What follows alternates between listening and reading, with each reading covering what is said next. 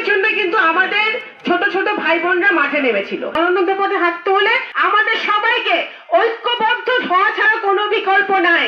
আমরা সবাই আশা করছি যে বাংলাদেশে আগামী দিনে যে নির্বাচন হবে ফেব্রুয়ারি মাসে, সেই নির্বাচনটা সঠিক হবে, সুষ্ঠু হবে এবং আমার নগরকান্দা সাঁওতাল আপামর জনতা এবং বাংলাদেশে আপামর জনতা স্বাধীনভাবে ভোট দিতে পারবে এবং সেই ভোটে ইনশাল্লাহ বাংলাদেশের জনগণের ভোটে নির্বাচিত হয়ে আমরা মনে করি বাংলাদেশ জাতীয়তাবাদী দল নির্বাচিত হবে।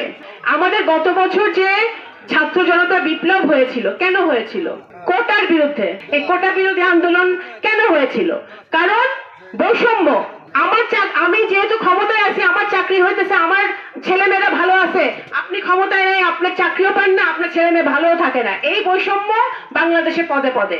আমরা বিগত দিনেও দেখেছি যে কিছু মানুষ হাজার কোটি টাকা দুর্নীতি করতেছে, কিন্তু কিছু মানুষ না খেয়ে থাকতেছে।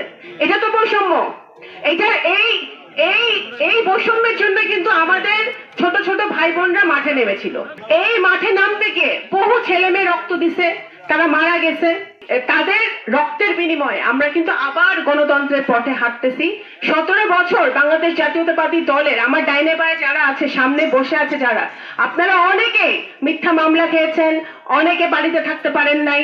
আমার বাংলাদেশে বহু নেতাকর্মী গুম হয়েছে, বিএনপির খুন হয়েছে। আজকে আমরা নতুন গণতন্ত্রের পথে যাত্রা।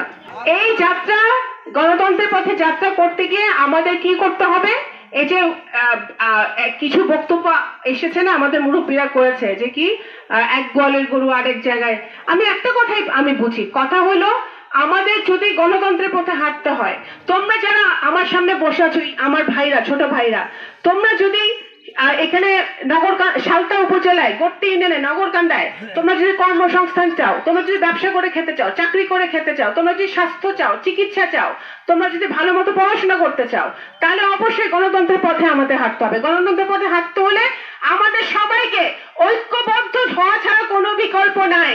ঐক্যবদ্ধ হতে হবে, ঐক্যবদ্ধ হতে হবে। কোন গরু, কোথাকার গরু কোথা থেকে আসছে এটা আমাদের দেখার দরকার নাই। আমাদের ঐক্যবদ্ধ হইতে হবে। কেন? আমাদের এই মাটির জন্য, আমাদের এই উপজেলার জন্য। কারণ আমরা উপজেলার উন্নতি চাই, আমরা উপজেলা ভালো চাই। আপনারা যারা আমার সামনে আমার মুরব্বীরা আছেন, আপনারা তো আমার আব্বার সাথে ছিলেন, এখন আপনাদের সন্তানরা আছে, আপনাদের নাতিপুতি হইতেছে, এটা ওদের ভবিষ্যতের কথা তো আমাদের চিন্তা করতে হবে। এখন আমাদের কথা ভাবার সময় কিন্তু শেষ, এখন আমাদের সন্তানদের কথা ভাবতে হবে। আমি কিন্তু আমার আব্বার ইন্তেকালের পরে, উনি মারা যাওয়ার পরে এই 17টা বছর আমি আমার গ্রামের মানুষের পাশে, আমার নগরকান্দা সাঁওতাল মানুষের পাশে আমি থাকার চেষ্টা করেছি। কতটুকু পারতেছি কি পারছি না সেটা আল্লাহ যাচাই করবেন, আপনারা বিচার করবেন। আমার মনে হয় যে আমার বাবা অনেক রাজনীতিবিদ আছে, টাকা পয়সা বানায়, বাড়ি গাড়ি বানায়, ব্যবসা বাণিজ্য বানায়, ধন দৌলত বানায়, অবৈধ উপায়ে অনেকে টাকা উপার্জন করেছে বিগত দিনে আমরা দেখেছি। কিন্তু আমার বাবা কিন্তু সারা জীবন মানুষের জন্য করেছেন। আমি গর্বিত যে উনি যখন মারা গেছেন, উনি ব্যাংকে দেনা রেখে মারা গেছিলেন। আমার কাছে মনে হয় ওনার সবচেয়ে বড় সম্পত্তি উনি সন্তান হিসেবে যদি আমাকে দিয়ে যেতে পারেন, সেটা হচ্ছে নগরকান্দার সাঁওতাল মানুষ। এর চেয়ে বেশি ভালোবাসা, এর চেয়ে বেশি বড় সম্পত্তি, এর চেয়ে বড় সম্পত্তি পৃথিবীর কোনো সম্পত্তির সাথে তুলনা করে পারা যায় না।